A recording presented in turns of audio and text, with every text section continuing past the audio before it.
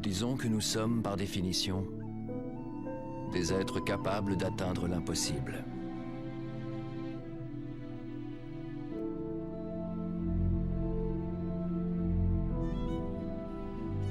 Et nous énumérons ces moments.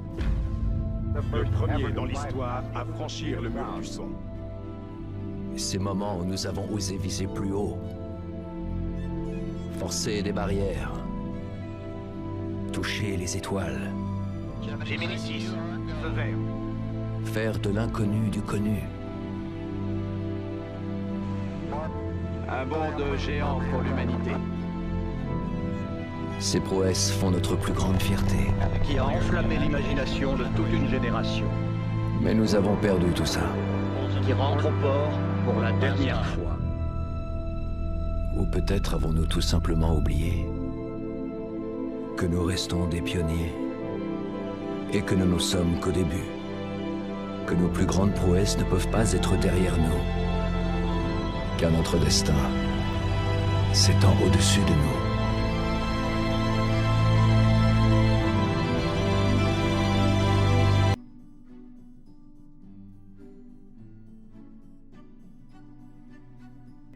Le jour du jugement dernier, les mécréants voudraient avoir été musulmans, soumis.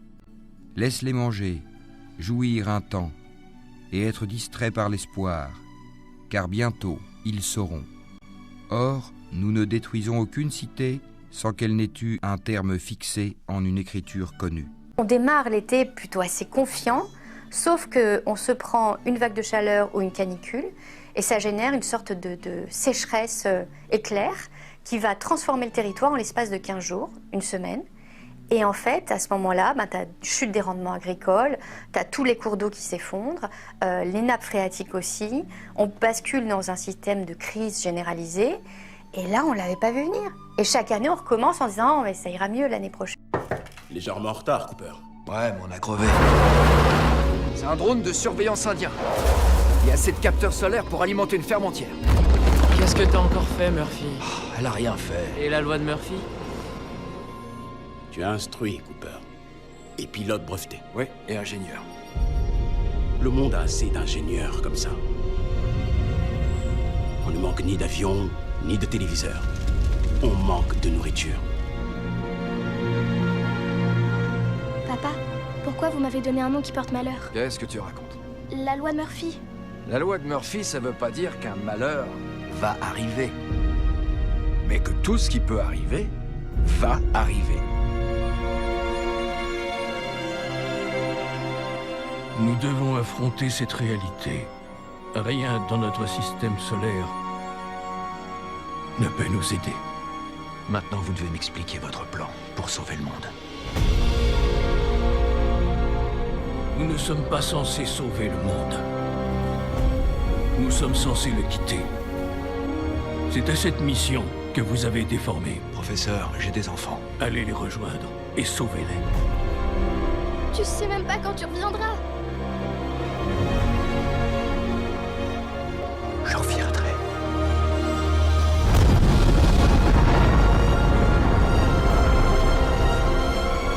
Nous devons nous projeter bien au-delà de notre propre existence. Nous ne devons pas penser en tant qu'individus, mais en tant qu'espèce. Nous devons affronter la réalité du voyage interstellaire. Murphy, je t'aime. Pour toujours.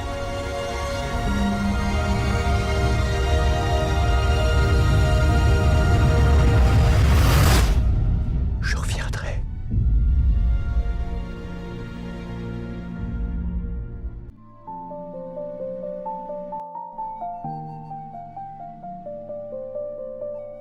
On va parler sécheresse, Jean-Marc, ensemble. Je pensais pas prononcer ce mot si tôt après toute la pluie tombée en ce début d'année. Hein. Oui, on a connu 45 jours, si ma mémoire est bonne, de pluie consécutive sur le territoire. Et, allez, on va dire un peu plus d'un mois derrière, il commence à y avoir des problèmes de sécheresse superficielle des sols. On pourrait se dire que quand même, c'est étonnant.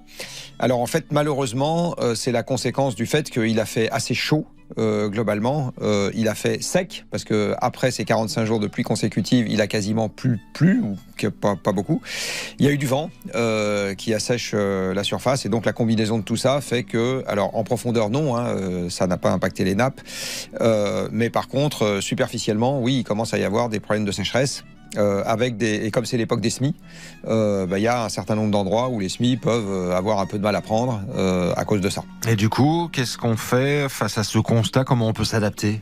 Alors, il faut déjà se faire à l'idée que malheureusement, cette variabilité du climat, elle est inscrite dans le réchauffement ou le dérèglement, je préfère parler de dérèglement climatique, parce que il est maintenant de mieux en mieux documenté que ce dérèglement augmente justement ce qu'on appelle la variabilité, c'est-à-dire le fait qu'on passe d'un état à un état très éloigné, très vite, un peu sans prévenir, comme ça. Et la disponibilité de l'eau, ça va faire partie des gros sujets dans ce climat qui change. Alors cette disponibilité de l'eau, elle va impacter l'agriculture.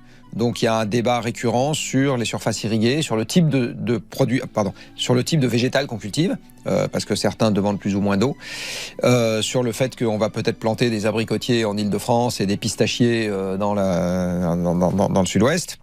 Ça pose également la question des réserves. Et le fameux débat sur les stockages. Ça pose également la question sur la consommation à l'aval. On a souvent des débats sur est-ce qu'on a le droit de remplir ses piscines l'été ou pas, etc. En fait, il faut quand même rappeler que le gros de la consommation d'eau, c'est l'agriculture. Et donc, ça pose des questions sur tout un tas de choses qu'il faut idéalement anticiper. Alors, sur un autre terrain, si on prend le pétrole, on voit bien que si on attend que les ennuis arrivent, on risque d'être pris un peu de court. Il serait souhaitable qu'en ce qui concerne le changement climatique, où là, pour le coup, on n'est pas pris de court du tout sur l'évolution, parce qu'il y a tout un tas de projections et qu'on voit très bien ce qui va nous arriver dessus, on tarde pas trop à se mettre en ordre de bataille pour avoir une organisation qui résiste le mieux possible à ces perturbations qui vont venir.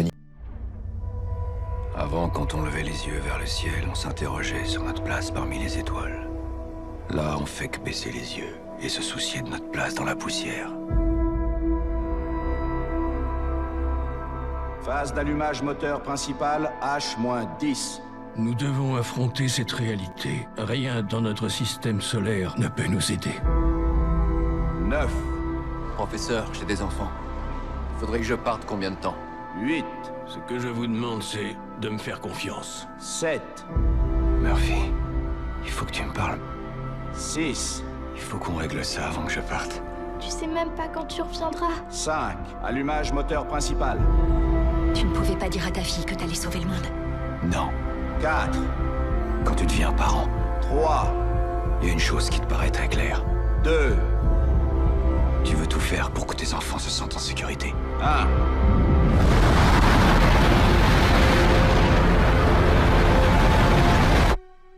Je reviendrai. Mais quand? Je t'aime pour toujours. Des mondes habitables, totalement à notre portée. On échapperait à l'extinction. C'est parti.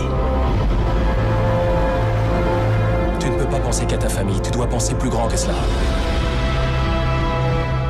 Je pense à ma famille et à des millions d'autres. Peut-être qu'on a passé trop de temps à essayer de régler tout ça au moyen de théories.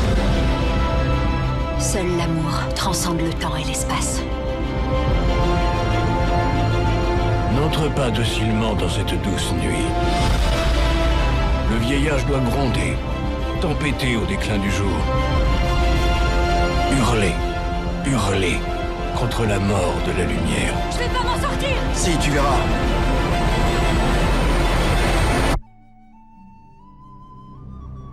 On trouvera un moyen.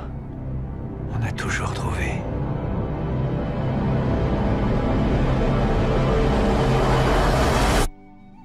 Sur le risque sécheresse, en fait, on ne l'a pas vu venir et on n'était pas prêt. On n'était pas prêt parce que derrière, ça fait 5 ans qu'on a des sécheresses historiques. À chaque fois, c'est différent. Chaque année, on a beaucoup d'eau l'hiver, voire même des fois des années excédentaires, parce qu'on a des grandes inondations. En 2018, on a eu les inondations de la Seine. Et donc, on démarre l'été plutôt assez confiant, sauf qu'on se prend une vague de chaleur ou une canicule, et ça génère une sorte de sécheresse éclair qui va transformer le territoire en l'espace de 15 jours, une semaine, Et en fait, à ce moment-là, tu as chute des rendements agricoles, tu as tous les cours d'eau qui s'effondrent, les nappes phréatiques aussi. On bascule dans un système de crise généralisée. Et là, on ne l'avait pas vu venir. Et chaque année, on recommence en disant « mais ça ira mieux l'année prochaine ». Derrière, on démarre bien parce qu'on a tendance à oublier. Et je trouve que le plus dangereux, c'est 2021. Parce que 2021, il a plu sur quasiment toute la métropole. Pourquoi ? Parce que tu as eu tellement de masses d'air chaude bloquées sur la Scandinavie, tu avais un énorme anticyclone, et puis à un moment donné, que le vortex polaire, c'est en fait, si tu veux, à un moment donné, a généré une goutte froide. Cette goutte froide, c'est une anomalie thermique très haut dans l'atmosphère qui va générer des dépressions. On en a eu 6 de gouttes froides successives, à peu près positionnées sur l'Atlantique vers la Bretagne. Et donc, en fait, ça a généré l'arrivée d'air froid qui ont ensuite rencontré l'air chaud de la mer Méditerranée et l'air de la mer Adriatique. Et puis ça a donné quoi ? Comme l'air, la dépression était contrainte de remonter en direction de l'Allemagne et de la Belgique. Pourquoi ? Parce que bloqué par l'anticyclone de la Scandinavie, ça a donné les inondations qu'on a eues. Donc en réalité... Qu'on a eu en Belgique. Qu'on a eu en Belgique et en Allemagne, mais qu'on aurait très bien pu avoir en France. Il aurait suffi de décaler le système dépressionnaire pour qu'on vive la même chose. En fin de compte, on a eu beaucoup de chance. Et on a eu un été maussade, gris, pluvieux. Et quand tu regardes juste la zone qui n'était pas dans cette bulle bleue, tu as l'Aude, l'Hérault, les Pyrénées-Orientales, le Var. Et là, tu te rends compte que c'est des systèmes qui ont été complètement très secs. Et surtout, on a eu des villages qu'on alimentait en camions-citernes, parce qu'il n'y avait plus d'eau dans les villages. Parce qu'on additionnait 4 années de sécheresse historique. Et puis, tu as le Var, où il y a eu des feux incontrôlables. Et donc, ça pose la question du fait que tout cramait tout autour. Tu as Athènes qui n'arrivait pas à gérer ses feux. Tu as l'Algérie, qui a eu des feux ingérables. Et puis, en même temps, tu vois, la Sicile était à 48,8 degrés. En fin de compte, tu avais un dôme de chaleur sur l'Espagne. Tout était chaud, mais la France était dans sa bulle. Et on a eu un peu l'impression que finalement, en termes de politique de sécheresse, on va pouvoir prendre le temps, on va monter des comités, on va faire des rapports, on va essayer d'analyser, d'évoluer. Mais en fait, on n'a pas compris. On n'a pas compris parce qu'en fait, il faut réagir tout de suite. Parce que même si tu plantes un arbre, derrière, dans 3 ans, il fera 1,50 m maximum, mais encore, derrière, ça dépend quel arbre tu plantes. Et puis, je ne suis pas sûre que cet arbre-là, il puisse tenir avec les nouvelles températures. Donc, il va falloir faire des tests. Il y a des choses qui fonctionneront, il y a des choses qui ne fonctionneront pas. Mais il faut tester partout, massivement. Et donc, ça pose la question de qu'est-ce qu'on a fait pendant toutes ces années ? Qu'est-ce qui s'est passé pendant les 30 Glorieuses, dans cette période de l'après-guerre ? En réalité, on a fait une révolution agricole. C'était magnifique. On allait alimenter, on allait croître massivement, on allait exporter nos savoirs. Et puis, on a développé un système qui fait qu'aujourd'hui, tu manges du saumon dans ton panini quasiment tous les jours, alors qu'avant, on mangeait du saumon à Noël. Tu vois ? Et pareil pour la viande. Et en fait, le problème, c'est qu'on a développé un système insoutenable et on s'est appuyé sur quoi ? Sur l'eau. C'est-à-dire que tout ça... Sur le pétrole. Bien sûr, sur le pétrole. D'ailleurs, pour extraire du pétrole, il faut de l'eau aussi. Et on a tendance à l'oublier. Et, pour le nucléaire aussi, il faut de l'eau. Pour le nucléaire, c'est une vraie question. Parce que moi, quand j'ai commencé à voir... Ça fait longtemps que je regarde la question nucléaire. Je suis retombée sur un rapport de l'Académie des sciences d'il y a 15 ans qui disait, si jamais l'évolution climatique et le scénario s'avèrent tel qu'il semble... tel que la trajectoire semble vouloir... Que les névrosés du GIEC sont en train de nous présenter, c'est ça ? Notamment. En tous les cas, donc c'était à l'époque. Du coup, ils nous disent 2 choses. Ils nous disent la première chose qu'il va falloir réviser, parce que ce ne sera pas soutenable, c'est l'irrigation. Donc notre système agricole. Et la deuxième chose, c'est qu'à un moment donné, il y aura un problème avec les centrales nucléaires. Et pourquoi il y a un problème ? Parce qu'en fait, il faut choisir entre le fait d'avoir des circuits de refroidissement qui font ressortir une eau beaucoup plus chaude qui va atteindre le milieu récepteur et toute la biodiversité, la population piscicole, etc. qui se trouve là, et le fait de soutenir le principe qu'on a des vagues de chaleur et donc il va falloir alimenter en énergie les clims. Il va falloir choisir. Je pense qu'on va plutôt choisir les clims que le poisson. Parce que le poisson, de toutes les façons, ça fait longtemps quand même qu'on ne s'y intéresse pas trop. La plupart de nos cours d'eau ont des chutes drastiques de toutes les populations piscicoles. Ça a ému personne ces 30 dernières années.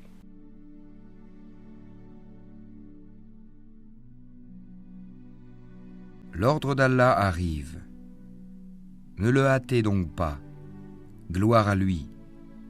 Il est au-dessus de ce qu'on lui associe. Il fait descendre par son ordre les anges avec la révélation sur qui il veut parmi ses serviteurs.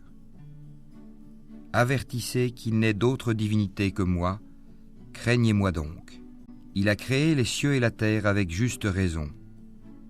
Il transcende ce qu'on lui associe.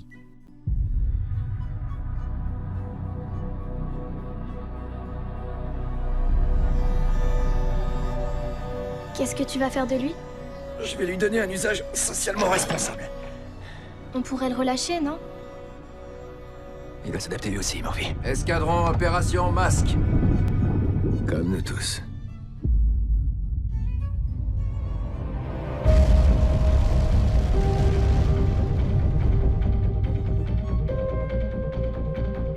Ce monde est un trésor.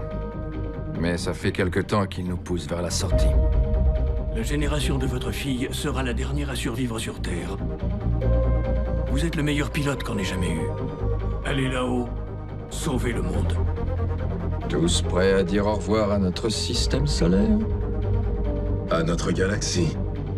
C'est parti.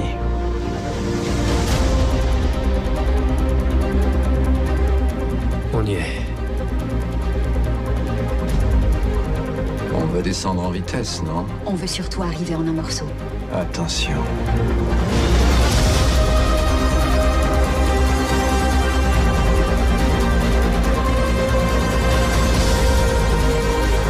On a une mission. Notre mission est sans objet si les habitants de la Terre meurent avant qu'on la mène à bien.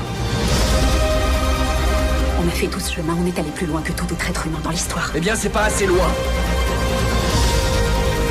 Chaque minute compte. Vers les montagnes! Ça, des montagnes.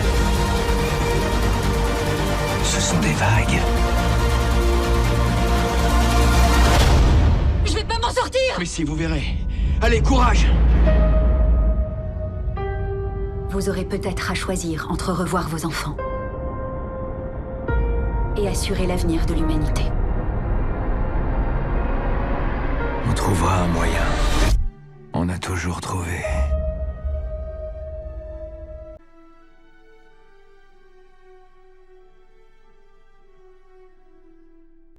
Au nom d'Allah, le tout miséricordieux, le très miséricordieux. Quand les hypocrites viennent à toi, ils disent « Nous attestons que tu es certes le messager d'Allah. Allah sait que tu es vraiment son messager, et Allah atteste que les hypocrites sont assurément des menteurs. Ils prennent leur serment pour bouclier et obstruent le chemin d'Allah. Quelle mauvaise chose que ce qu'ils faisaient. C'est parce qu'en vérité ils ont cru puis rejeté la foi. Leurs cœurs donc ont été scellés, de sorte qu'ils ne comprennent rien. Et quand tu les vois, leur corps t'émerveille. Et s'ils parlent, tu écoutes leurs paroles. Ils sont comme des bûches appuyées contre des murs, et ils pensent que chaque cri est dirigé contre eux. L'ennemi, c'est eux. Prends-y garde, qu'Allah les extermine, comme les voilà détournés du droit chemin. Et quand on leur dit « Venez que le messager d'Allah implore le pardon pour vous », ils détournent leur tête, et tu les vois se détourner tandis qu'ils s'enflent d'orgueil.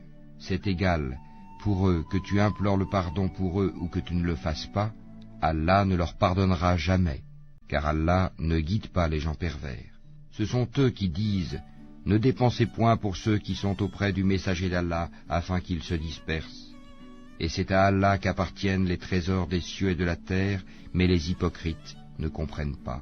Ils disent « Si nous retournons à Médine, le plus puissant en fera assurément sortir le plus humble. » Or c'est à Allah qu'est la puissance, ainsi qu'à son messager et aux croyants. Mais les hypocrites ne le savent pas. Ô vous qui avez cru, que ni vos bienfaits ni vos enfants ne vous distraient du rappel d'Allah. Et quiconque fait cela, alors ceux-là seront les perdants. Et dépensez de ce que nous vous avons octroyé, avant que la mort ne vienne à l'un de vous, et qu'il dise alors, « Seigneur, si seulement tu m'accordais un court délai, je ferais l'aumône et serais parmi les gens de bien. » Allah, cependant, n'accorde jamais de délai à une âme dont le terme est arrivé. Et Allah est parfaitement connaisseur de ce que vous faites.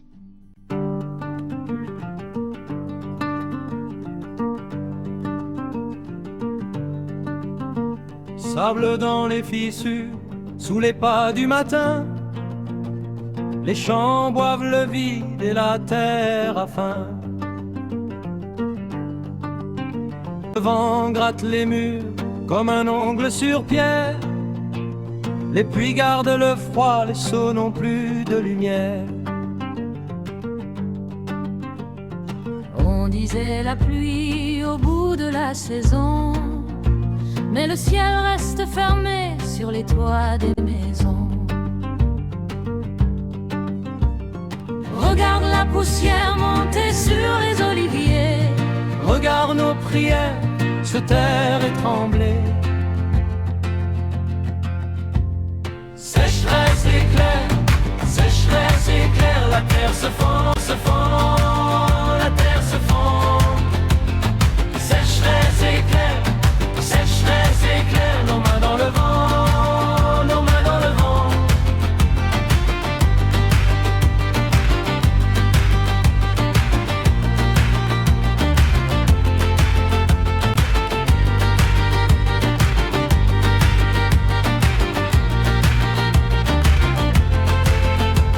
La vigne plie le dos dans son drap de brûlure. Les enfants comptent les heures comme on compte une blessure. La source a pris la route sans laisser de bruit, et la cour sans le sel même au cœur de la nuit. Tu dis que tout s'efface, mais je vois dans tes yeux une braise obstinée qui refuse Dieu. Regarde la poussière monter sur les oliviers. Regarde nos prières se taire et trembler. Sécheresse éclair, la terre se fond, la terre se fond.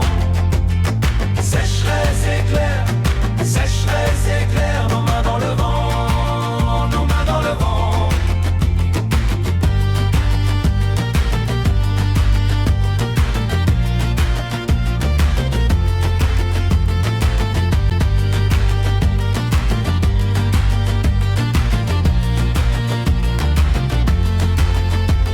Mais sous la peau du sol, il reste un battement, un souvenir d'eau vive, un serment patient. Si la pluie tarde encore, nous marcherons plus fort avec le feu des vivants et la foi dans le corps.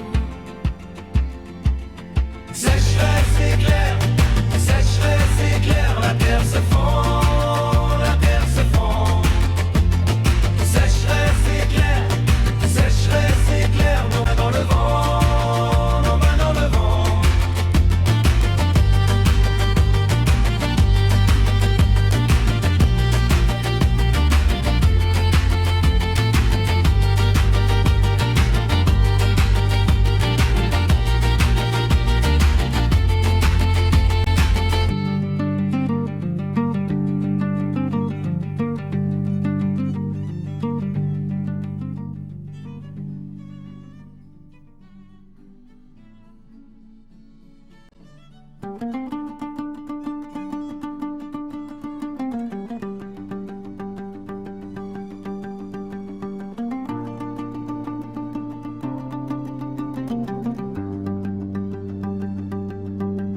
La terre brillait trop fort, comme un miroir sans eau.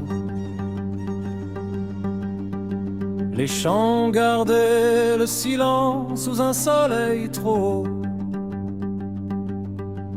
On a cru voir la richesse dans la peau des moissons. Puis le vent a pris la réponse et rongé les maisons. Nous avons placé ce qu'il y a sur la terre pour l'embellir, pour éprouver les cœurs. Et le ciel s'est fermé sur les puits, sur les pierres, comme un verre sur nos erreurs. Sable en 15 jours, sable en 15 jours, la surface devient dure. Sable en 15 jours,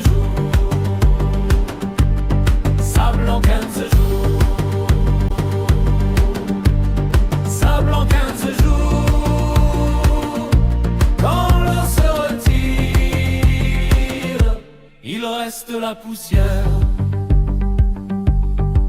La France au bord de la craie, les vignes aux lèvres sèches. Les rivières font des lignes où plus rien ne reflète. Les arbres comptent leurs ombres, les mains comptent leurs pas. Et chaque gosse se rappelle le goût de ce qu'on n'a pas. Puis nous allons sûrement transformer sa surface en un sol aride, sans cri, sans promesse. Et tout ce qui s'enfle se courbe et se casse quand la terre demande ce qu'on lui délaisse. Sable en 15 jours, sable en 15 jours, la surface devient boue. Sable en 15 jours, sable en 15 jours, sable en 15 jours. Quand l'eau se retire, il reste la poussière. Penses-tu que les gens de la caverne et d'Arakim ont vu plus grand que nous? Un signe dans l'oubli, une nuit souveraine, une awa dans le sang et le vertige au fond de nous. Sable en 15 jours, sable en 15 jours, la surface devient